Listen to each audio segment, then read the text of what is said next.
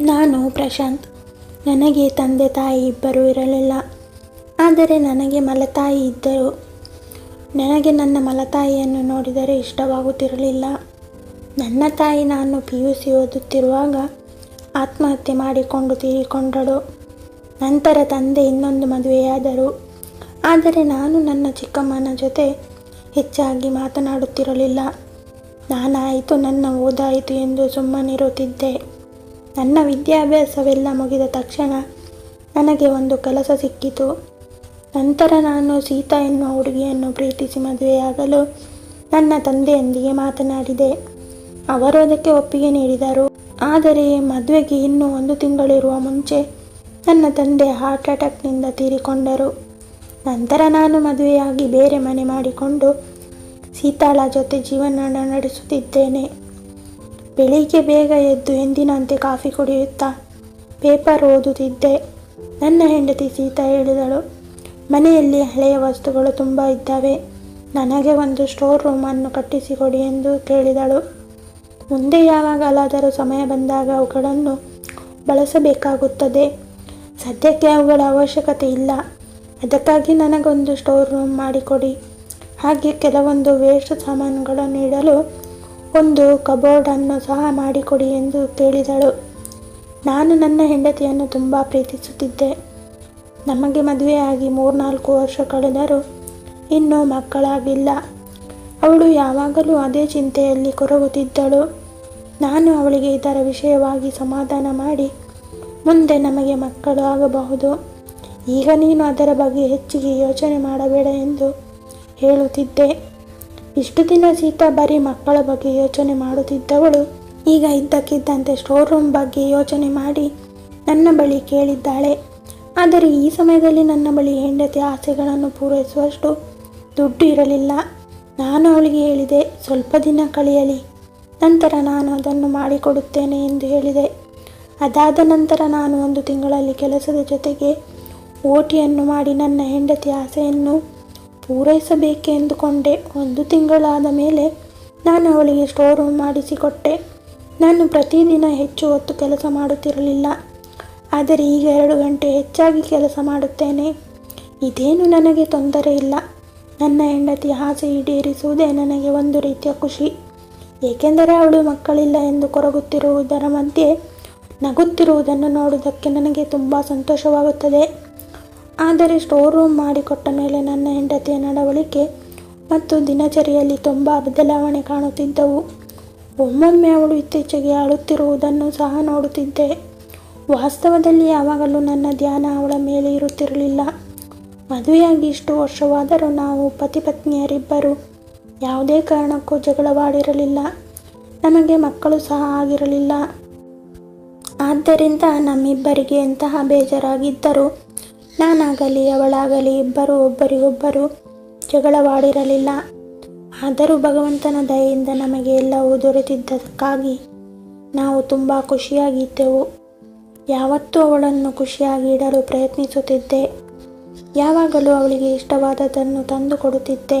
ಆದರೆ ಈ ದಿನಗಳಲ್ಲಿ ಅವಳಿಗೆ ಸುತ್ತಾಡುವುದಾಗಲಿ ಅಥವಾ ಅವಳ ಚಿಕ್ಕ ಪುಟ್ಟ ಆಸೆಗಳನ್ನು ಈಡೇರಿಸಿಕೊಳ್ಳುವುದರಲ್ಲಾಗಲಿ ಯಾವುದರಲ್ಲೂ ಆಸಕ್ತಿ ಇರಲಿಲ್ಲ. ನಾನು ತುಂಬ ಚಿಂತಿತನಾಗಿದ್ದೆ. ಒಂದು ದಿನ ನಾನು ಅವಳಿಗೆ ಡಾಕ್ಟರಲ್ಲಿ ಚೆಕಪ್ ಮಾಡಿಸಿಕೊಂಡು ಬರೋಣ ಬಾ ಎಂದು ಕೇಳಿದೆ. ಅವಳು ಅದಕ್ಕೆ ಒಪ್ಪುತ್ತಿರಲಿಲ್ಲ. ನಾನು ತುಂಬ ಒತ್ತಾಯ ಮಾಡಿದ ಮೇಲೆ ಅವಳು ಒಪ್ಪಿಕೊಂಡಳು. ಡಾಕ್ಟರ್ ಹತ್ತಿರ ಚೆಕಪ್ ಮಾಡಿಸಿದಾಗ ಹೇಳಿದರು, ನಿನ್ನ ಪತ್ನಿಯಲ್ಲಿ ಯಾವುದೇ ಸಮಸ್ಯೆ ಇಲ್ಲ. ಆದರೆ ಅವಳು ಅಳುವುದಕ್ಕೆ ಕಾರಣ ಬೇರೆ ಏನಾದರೂ ಇರಬಹುದು ಎಂದು ಹೇಳಿದರು. ಆಗ ನಾನು ಯೋಚಿಸಿದೆ, ಏನಾಗಿದೆ? ಅವಳು ಯಾವಾಗಲೂ ಚಿಂತಿತಳಾಗಿರುವಂತೆ ಕಾಣುತ್ತಾಳೆ. ಅವಳಿಗೆ ಮಗುವಾಗಿಲ್ಲ ಎಂಬ ಕಾರಣಕ್ಕೆ ಅವಳು ಚಿಂತಿತಳಾಗಿರುತ್ತಾಳೆ ಎಂದು ನಾನು ಅಂದುಕೊಂಡೆ. ಮತ್ತೊಮ್ಮೆ ಅವಳನ್ನು ಡಾಕ್ಟರ್ ಹತ್ತಿರ ಕರೆದುಕೊಂಡು ಹೋಗುತ್ತೇನೆ ಎಂದು ಹೇಳಿದಾಗ ಅವಳು ಕಟ್ಟುನಿಟ್ಟಾಗಿ ಅದನ್ನು ತಿರಸ್ಕರಿಸಿದಳು. ತನಗೆ ಯಾವುದೇ ಚಿಕಿತ್ಸೆ ಅವಶ್ಯಕತೆ ಇಲ್ಲ ಎಂದು ಹೇಳಿದಳು. ನನ್ನ ಪತ್ನಿಯ ಆ ಮಾತಿಗೆ ನಾನು ಆಶ್ಚರ್ಯಗೊಂಡೆ. ಏಕೆ ಬೇಡ ಎಂದು ನಾನು ಕೇಳಿದಾಗ ಅವಳು ಹೇಳಿದಳು, ನನ್ನ ಬಳಿ ಮಗುವನ್ನು ನೋಡಿಕೊಳ್ಳುವಷ್ಟು ಸಮಯವಿಲ್ಲ ಎಂದು ಹೇಳಿದಾಗ ನಾನು ಇನ್ನೂ ದಂಗಾಗಿ ಹೋದೆ. ಏಕೆಂದರೆ ಇಷ್ಟು ಚಿಕ್ಕ ಮನೆಯಲ್ಲಿ ಅಡುಗೆ ಮಾಡುವುದನ್ನು ಬಿಟ್ಟು ಚಿಕ್ಕ ಪುಟ್ಟ ಸ್ವಚ್ಛಗೊಳಿಸುವ ಕೆಲಸ ಬಿಟ್ಟರೆ ಅವಳಿಗೆ ಮತ್ತೇನು ಕೆಲಸವಿರುತ್ತದೆ? ಒಂದು ದಿನ ನಾನು ಆಫೀಸಿಗೆ ಹೋಗುವಾಗ ನಾನು ಹೆಂಡತಿಗೆ ಹೇಳಿದೆ, ಇಂದು ನಾನು ಆಫೀಸ್ನಿಂದ ಆದಷ್ಟು ಬೇಗ ಬರುತ್ತೇನೆ. ನನ್ನ ಜೊತೆ ನನ್ನ ಕೆಲವು ಗೆಳೆಯರು ಬರುತ್ತಾರೆ. ನೀನು ಅವರಿಗೆ ಚಹಾ ತಿಂಡಿಯ ವ್ಯವಸ್ಥೆ ಮಾಡು ಎಂದೆ. ಈ ಮಾತಿಗೆ ನನ್ನ ಹೆಂಡತಿ ತುಂಬ ಸಿಟ್ಟಿಗೆದ್ದಳು. ಇದಕ್ಕೂ ಮೊದಲು ನಾವು ಯಾವುದೇ ವಿಷಯದಲ್ಲಿ ಜಗಳವಾಡಿರಲಿಲ್ಲ. ಆದರೆ ಈ ದಿನ ನಾವು ತುಂಬ ಜಗಳವಾಡಿದೆವು. ಈ ಮೊದಲು ಸಹ ನನ್ನ ಗೆಳೆಯರು ಆಗಾಗ ಚಹಾ ತಿಂಡಿಗೆ ನಮ್ಮ ಮನೆಗೆ ಬರುತ್ತಿದ್ದರು. ಆಗ ನನ್ನ ಹೆಂಡತಿ ತುಂಬ ಚೆನ್ನಾಗಿ ಅವರನ್ನು ಸತ್ಕರಿಸುತ್ತಿದ್ದಳು. ಆದರೆ ಇಂದು ನಾನು ಹೇಳಿದಾಗ ಅವಳು ಏಕೆ ಇಷ್ಟೊಂದು ಸಿಟ್ಟು ಮಾಡಿಕೊಂಡಳು? ನನಗಂತೂ ತುಂಬ ಆಶ್ಚರ್ಯವಾಯಿತು. ನಾನು ಇಂದು ಬೇಗ ಮನೆಗೆ ಬರುತ್ತಿರುವುದಕ್ಕೋ ಅಥವಾ ಅವಳಿಗೆ ಚಹಾ ತಿಂಡಿ ಮಾಡಲು ತೊಂದರೆ ಆಗುತ್ತಿರುವುದಕ್ಕೋ ಏಕೆ ಸಿಟ್ಟು ಮಾಡಿಕೊಂಡಿದ್ದಾಳೋ ನನಗಂತೂ ಅರ್ಥವಾಗಲಿಲ್ಲ. ಅದಕ್ಕಾಗಿ ನಾನು ಆ ದಿನ ಬೇಗ ಬರುವುದನ್ನು ಮತ್ತು ನನ್ನ ಗೆಳೆಯರನ್ನು ಮನೆಗೆ ಕರೆದುಕೊಂಡು ಬರುವುದನ್ನು ಕ್ಯಾನ್ಸಲ್ ಮಾಡಿದೆ. ಹೀಗೆ ತುಂಬ ದಿನಗಳವರೆಗೆ ನಾವು ಸಿಟ್ಟು ಮಾಡಿಕೊಂಡಿದ್ದೆವು. ನನ್ನ ಪತ್ನಿಯ ನಡವಳಿಕೆಗಳು ದಿನ ಕಳೆದಂತೆ ಬದಲಾಗುತ್ತಾ ಹೋಯಿತು. ಒಂದು ದಿನ ನಾನು ಜ್ವರ ಬಂದು ಮನೆಯಲ್ಲಿಯೇ ಇದ್ದೆ.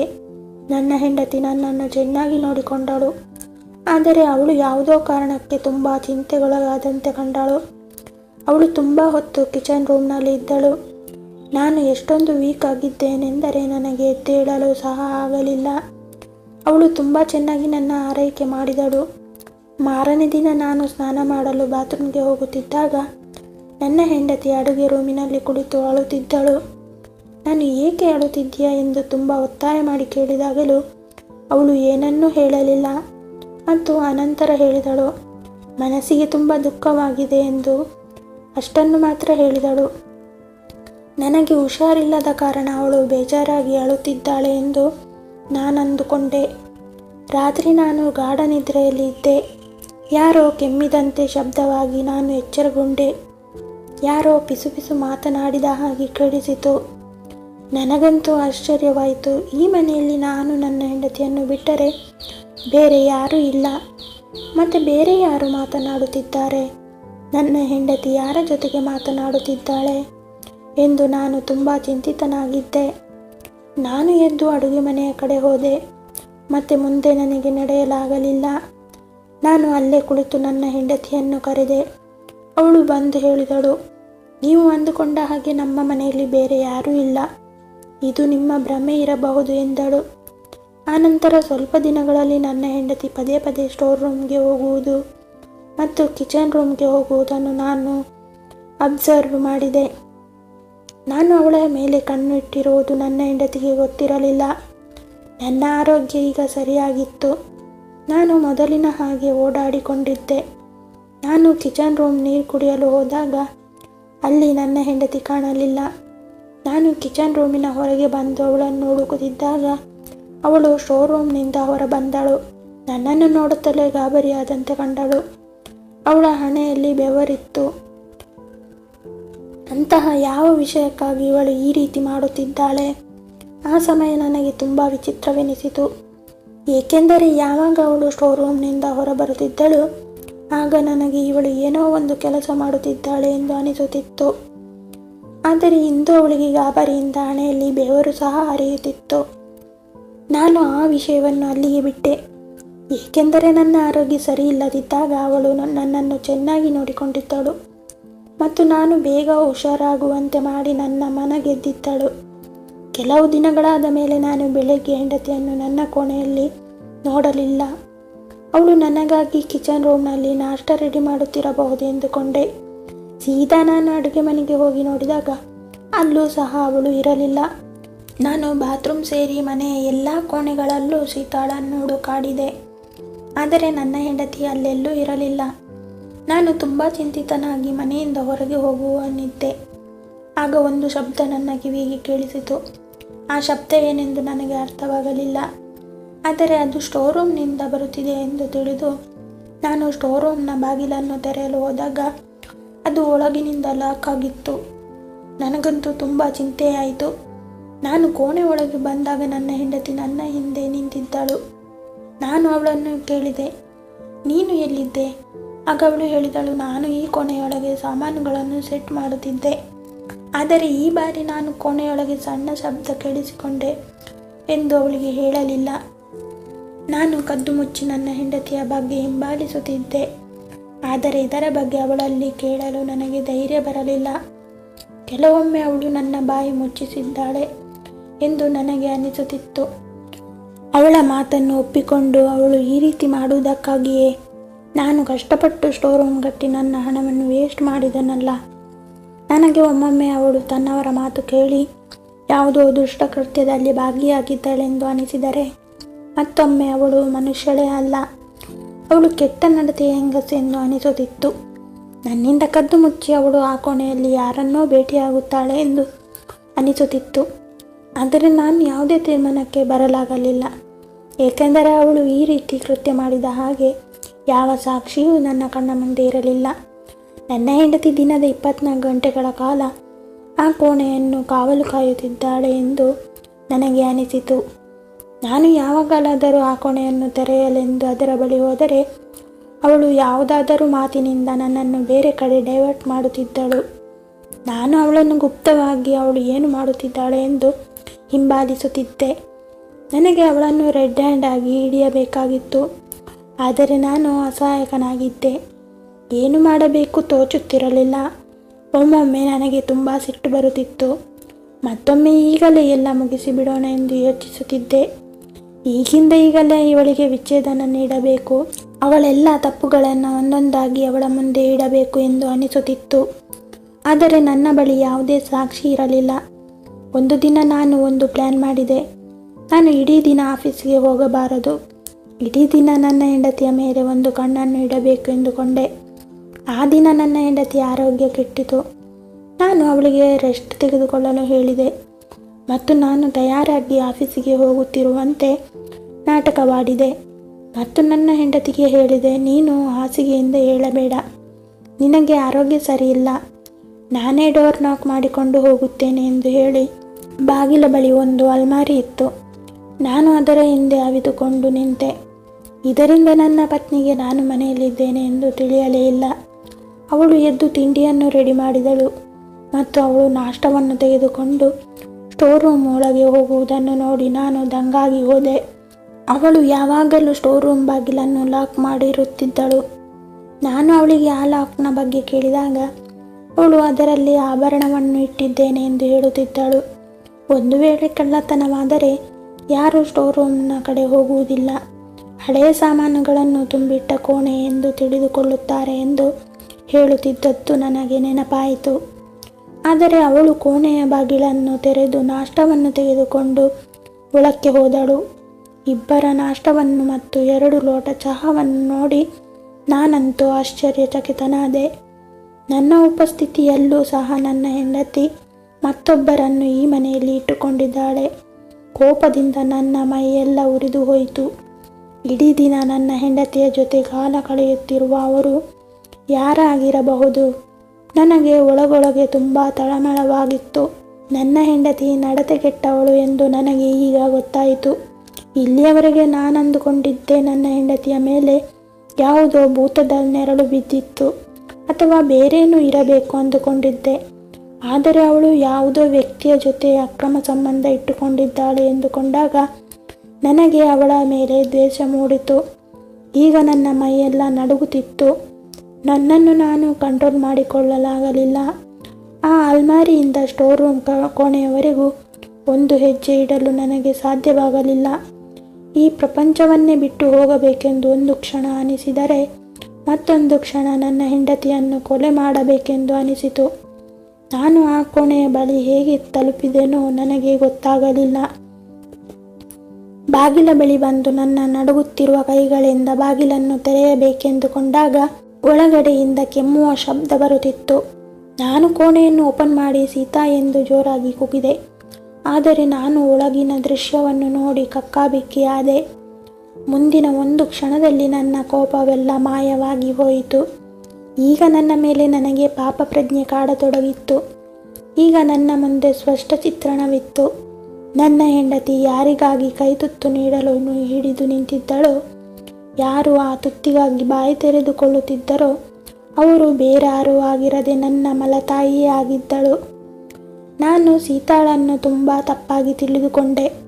ಅಯ್ಯೋ ದೇವರೇ, ಒಮ್ಮೊಮ್ಮೆ ಅವಳನ್ನು ಮಾಟಗಾರ್ತಿಯಂತೆ, ಒಮ್ಮೊಮ್ಮೆ ಅವಳನ್ನು ನಡತೆಗೆಟ್ಟವಳಂತೆ ಅಂದುಕೊಂಡೆ. ನಾನು ಕೂಗಿದ ಶಬ್ದ ಕೇಳಿ ಸೀತಾ ಕೈಯಲ್ಲಿದ್ದ ಕೈ ತುತ್ತು ಜಾರಿ ಬಿತ್ತು. ನನ್ನ ಮಲತಾಯಿ ನನ್ನನ್ನು ನೋಡಿ ಕಕ್ಕಾಬಿಕ್ಕಿ ಆದರು. ಅವರಿಗೆ ಬೆವರು ಇಳಿಯತೊಡಗಿತ್ತು. ನನಗೆ ನನ್ನ ಬಗ್ಗೆ ನಾಚಿಕೆಯಾಗಿ ನಾನು ಎಂಥ ಕೆಟ್ಟ ಮನುಷ್ಯ ಎಂದುಕೊಂಡೆ. ಆ ಕ್ಷಣ ನಾನು ಬದುಕಿದ್ದೇನೋ ಅಥವಾ ಸತ್ತಿದ್ದೇನೋ ನನಗಂತೂ ಒಂದು ಅರ್ಥವಾಗಲಿಲ್ಲ. ನನ್ನ ಅಮ್ಮನನ್ನು ನನ್ನ ಹೆಂಡತಿ ಕೋಣೆಯಲ್ಲಿ ಬಂದು ಮಾಡಿ ಅವಳನ್ನು ನೋಡಿಕೊಳ್ಳುತ್ತಿದ್ದಳು. ನಾನು ನನ್ನ ಜವಾಬ್ದಾರಿಯಿಂದ ತಪ್ಪಿಸಿಕೊಂಡು ಓಡಿ ಹೋಗುತ್ತಿದ್ದೆ. ನಾನು ನನ್ನ ಮಲತಾಯಿಯನ್ನು ಎಂದೂ ನನ್ನ ಅಮ್ಮ ಎಂದು ತಿಳಿದುಕೊಳ್ಳಲಿಲ್ಲ. ಮೊದಲಿನಿಂದಲೂ ನಾನು ಅವಳನ್ನು ಅಮ್ಮ ಎಂದು ಒಪ್ಪಿಕೊಂಡಿರಲಿಲ್ಲ ಎಂದು ಗೊತ್ತಿದ್ದರೂ ನಾನು ನನ್ನ ಮಲತಾಯಿ ನನ್ನ ಹೆತ್ತ ಅಮ್ಮನ ಸಾವಿಗೆ ಕಾರಣ ಎಂದು ಅಂದುಕೊಂಡಿದ್ದೆ. ಆದರೆ ನನ್ನ ಚಿಕ್ಕಮ್ಮ ಒಳ್ಳೆಯವಳಾಗಿದ್ದಳು. ಆದರೆ ನಾನೇ ತಪ್ಪು ತಿಳಿದುಕೊಂಡಿದ್ದೆ. ನನ್ನ ಹೆಂಡತಿ ಹೇಳುತ್ತಿದ್ದಳು, ಅಷ್ಟಕ್ಕೂ ಅಮ್ಮ ಅಮ್ಮನೇ ಆಗಿರುತ್ತಾಳೆ. ಅವಳು ಪಾಲನೆ ಮಾಡುವ ಅಮ್ಮನಾಗಿರಲಿ ಅಥವಾ ಹೆತ್ತ ಅಮ್ಮನಾಗಿರಲಿ ಎಂದು ಹಲವಾರು ಬಾರಿ ನನಗೆ ತಿಳಿ ಹೇಳಿದರೂ ನಾನು ಅವಳ ಮಾತನ್ನು ಎಂದೂ ಒಪ್ಪಿಕೊಳ್ಳಲಿಲ್ಲ. ಮತ್ತು ಅವಳು ಈ ರೀತಿ ಕದ್ದು ಮುಚ್ಚಿ ಕೋಣೆಯಲ್ಲಿ ನನ್ನ ಮಲತಾಯಿಯನ್ನು ಕೂಡಿಟ್ಟುಕೊಂಡು ಆರೈಕೆ ಮಾಡುವ ಪರಿಸ್ಥಿತಿಯನ್ನು ತಂದಿಟ್ಟೆ. ನಾನು ನನ್ನ ಮಲತಾಯಿಯನ್ನು ದ್ವೇಷಿಸುತ್ತೇನೆ ಎಂದು ಸೀತಾಳಿಗೆ ಮೊದಲೇ ಗೊತ್ತಿತ್ತು. ನನ್ನ ಮಲತಾಯಿಯ ಅಸಹಾಯಕಳಾಗಿ ಸಹಾಯ ಕೇಳಲು ಸೀತಾಳಲ್ಲಿಗೆ ಬಂದಿದ್ದಳು. ಏಕೆಂದರೆ ನನ್ನ ಅಪ್ಪ ಅಮ್ಮ ತೀರಿ ಹೋದನ ಮೇಲೆ ನನ್ನ ಮಲತಾಯಿಯನ್ನು ಮನೆಯ ಮಾಲೀಕರು ಹೊರಹಾಕಿದ್ದರು. ನಂತರ ಅವಳು ತನ್ನ ಅಣ್ಣನ ಮನೆಯಲ್ಲಿ ಉಳಿದಿದ್ದಳು. ಆದರೆ ಅವಳಿಗೆ ಅಲ್ಲಿ ಉಳಿಯಲು ಅಣ್ಣ ಜಾಗ ಕೊಡಲಿಲ್ಲ. ಅವಳ ಬಳಿ ಉಳಿಯಲು ಬೇರೆ ಯಾವುದೇ ಮನೆ ಇರಲಿಲ್ಲ. ಸೀತಾ ಒಬ್ಬಳು ಹೃದಯವಂತ ಮಹಿಳೆಯಾಗಿದ್ದಳು. ನನ್ನ ಅಮ್ಮನನ್ನು ತನ್ನ ಅಮ್ಮ ಎಂದೇ ತಿಳಿದುಕೊಂಡಿದ್ದಳು. ಮನೆಯಲ್ಲಿ ಜಗಳವಾಗಬಾರದೆಂದು ಅವಳು ಈ ವಿಷಯವನ್ನು ನನ್ನಲ್ಲಿ ಮುಚ್ಚಿಟ್ಟಳು. ಮತ್ತು ನನ್ನ ಅಸಹಾಯಕ ಅಮ್ಮನಿಗೆ ಈ ಮನೆಯಲ್ಲಿ ಉಳಿಯಲು ಜಾಗವನ್ನು ಸಹ ನೀಡಿದಳು. ಇದಕ್ಕಾಗಿ ಅವಳು ನನ್ನನ್ನು ಸ್ಟೋರ್ ರೂಮ್ ಮಾಡಿಕೊಡಿ ಎಂದು ಯಾವಾಗಲೂ ಕೇಳುತ್ತಿದ್ದಳು. ಈಗ ಸೀತಾ ತುಂಬ ಚಿಂತಿತಳಾಗಿದ್ದಳು. ಒಂದು ಕಡೆ ನನ್ನ ಪತಿ, ಆದರೆ ಮತ್ತೊಂದು ಕಡೆ ಅಸಹಾಯಕಳಾದ ಅಮ್ಮ. ಸೀತಾಳ ಈ ದೊಡ್ಡ ಮನಸ್ಸನ್ನು ನೋಡಿ ನಾನು ನೀರಿನಲ್ಲಿ ಮುಳುಗಿ ಸತ್ತಂತೆ ಅನಿಸಿತು. ನಾನು ಸೀತಾಳನ್ನು ಮತ್ತು ನನ್ನ ಅಮ್ಮನನ್ನು ಬೆಡ್ ಮೇಲೆ ಕುಳ್ಳಿರಿಸಿಕೊಂಡು ಅಮ್ಮನಿಗೆ ಕೈತುತ್ತು ತಿನ್ನಿಸಿದೆ ಮತ್ತು ನಾನು ಮಾಡಿದ ತಪ್ಪಿಗೆ ಅಮ್ಮನಲ್ಲಿ ಕ್ಷಮೆ ಕೇಳಿದೆ. ಈಗ ನನ್ನ ಮನಸ್ಸು ಹೇಳುತ್ತಿತ್ತು, ಯಾರಾದರೂ ಬಂದು ನನ್ನ ಕೈ ಕತ್ತರಿಸಿ ನಾನೊಬ್ಬ ಕಳ್ಳ, ನಾನು ದೊಡ್ಡ ಅಪರಾಧಿ ಎಂದು ಅನಿಸುತ್ತಿತ್ತು. ಮನುಷ್ಯನು ತನ್ನ ಜೀವನದಲ್ಲಿ ಒಳ್ಳೆಯ ಚಾರಿತ್ರ್ಯವಂತನಾಗಿರಬೇಕೇ ಹೊರತು ಬೇರೇನೂ ಅಲ್ಲ ಎಂದು ಈಗ ನನಗೆ ಅರ್ಥವಾಯಿತು. ಇದೇ ತರಹದ ಕಥೆಗಳಿಗೆ ನಮ್ಮ ಚಾನಲನ್ನು ಸಬ್ಸ್ಕ್ರೈಬ್ ಮಾಡಿ. ಧನ್ಯವಾದಗಳು.